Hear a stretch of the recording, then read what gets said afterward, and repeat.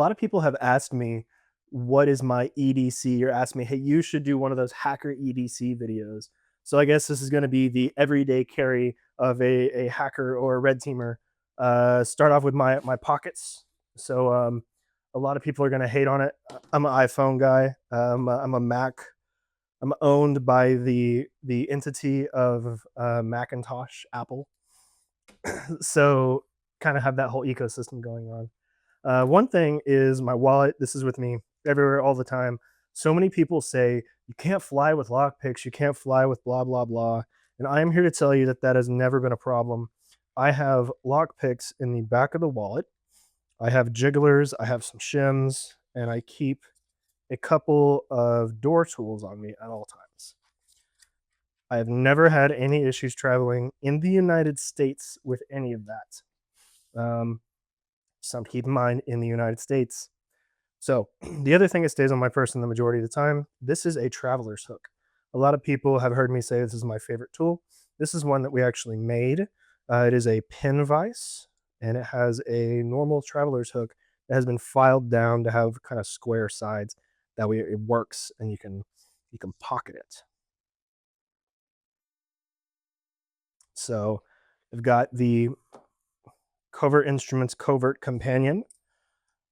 This was a gift from my wonderful wife, and I use this all the time, especially for demonstrations. It's just you can always keep it on you. So many tools, they're really good. It's kind of a Swiss Army knife thing where it's never going to be the best tool, but it is the tool that you have with you, and it is fantastic for that. As far as other things that I keep on me, Flipper Zero. This is actually not something that I use very much on engagements, to be honest. I use it more on audit type of assessments. I use it on whenever I want to do a demonstration, just show somebody something. This is fantastic for that. Again, it's another Swiss Army knife situation where it's the tool that does everything. It's not always the best tool that you have. Flashlight.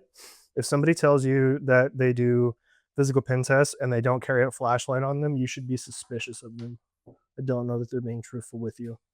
Good pocket knife, just because I'm a pocket knife nerd. So we'll talk about the bag.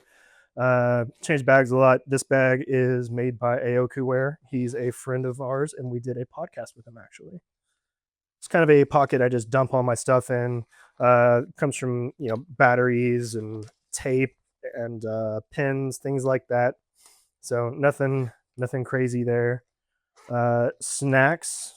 You never know where you're going to be during this job. Travel a lot. There's not always great food where we go, if there is food at all. So I highly suggest if you travel a lot, you pick up carrying some healthy snacks. In here, I have a bunch of swag. I have stickers. I have a bunch of these door cards. So if you ever run into me, ask for some swag. I will hook you up with some stickers. I will hook you up with some door shims. I'll teach you how to use them. You can break into all kinds of fun stuff that way.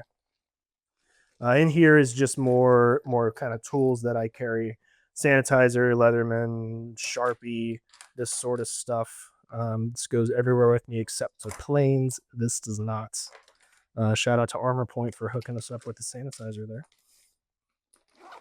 Okay, moving on to inside of the bag, we have can't show that, so you didn't see that. Everybody that I think travels with computers has a sort of a tech kit, right? So this is my tech kit.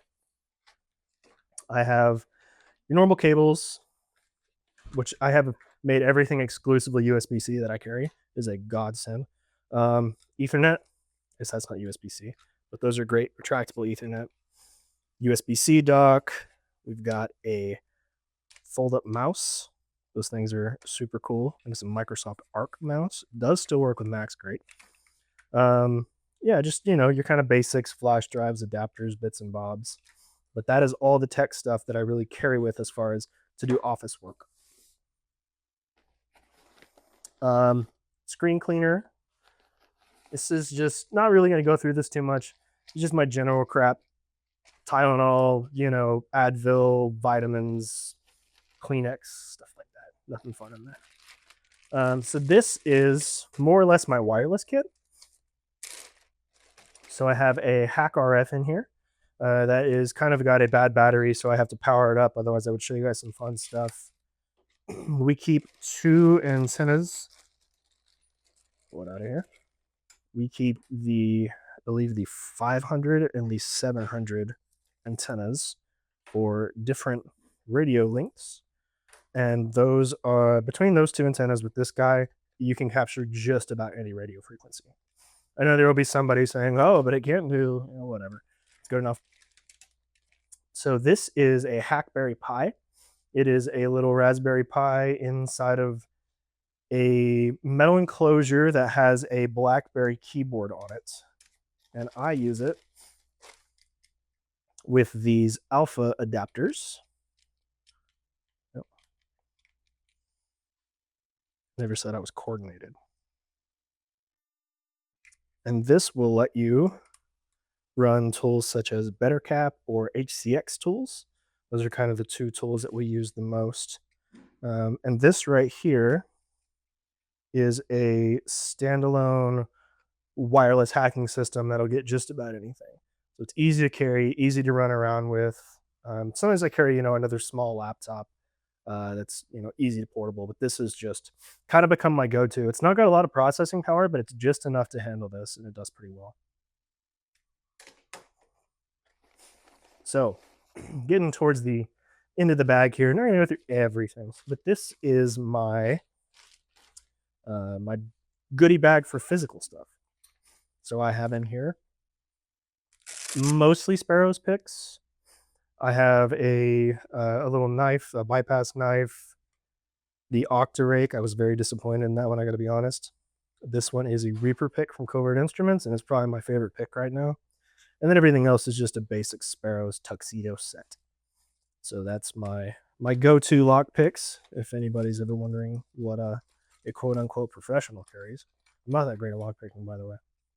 I have a secondary set in here in case I have to throw it in my pockets, which maybe is a little ridiculous and overkill. This just goes in the 5th pocket in some jeans, nice. I have badges, not going to show you what for, but these are fake badges that allow us to imitate employees from other companies. There are more in there that I'm going to continue to cover up. Here we have these comb picks. I like these guys quite a bit. I honestly don't know what brand they are. I bought them from Tool one year. Shout out to Tool. Those guys are cool. Comb picks are just an easy way to kind of bypass picking a lock. It doesn't work on all locks, but a surprising amount, at least a surprising amount to me. In a similar vein, we have jigglers here. So these are essentially you put them in a lock, jiggle them all around until it can set the pins and open whatever you're trying to open there. This is something that I usually try before I pick a lock, especially file cabinets, wafer lock, stuff like that. I do have wafer lock picks, just not right in here. So we have a couple of pencils. Come back to this. A lot of people have seen me show them how to break into doors with pencils.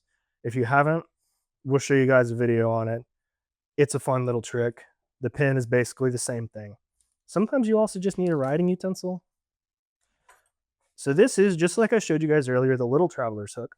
This is a large traveler's hook. This is used to reach behind places that you wouldn't be able to get to with the other size traveler hook, such as whenever a door is shielded and you can't hit the latch, you have to reach behind and get to the latch that way. And this is great for that.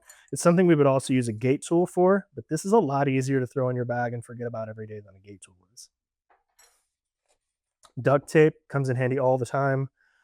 Sometimes we just tape latches, just tape over a latch. That way a door cannot fully latch. And that is something we can come back to later and gain access. This is a reset tool for Schlage locks. Again, another flashlight. Like I said, people don't have flashlights, I'm suspicious of them. Different lanyards for different badges. And then last but not least, we have mica shims that we use to shim open doors, various thicknesses, various door gaps in there. And I'll have to have fun putting all that back. And last but not least, Currently on a Mac M2 Air. Good laptop. I like it quite a bit. It has some issues with virtualization. Anybody who's running an M series has probably experienced now. But yeah, that's pretty much it. That is a hacker's everyday carry, at least for me. Thanks.